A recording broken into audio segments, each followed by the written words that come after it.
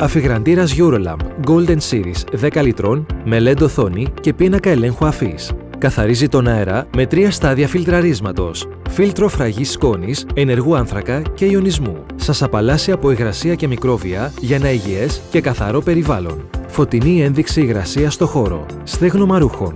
Χαμηλή στάθμη θορύβου και κατανάλωσης. Περιοχή κάλυψης 50 τετραγωνικά μέτρα. 5 χρόνια εγγύηση συσκευής και 10 χρόνια εγγύηση μοτέρ.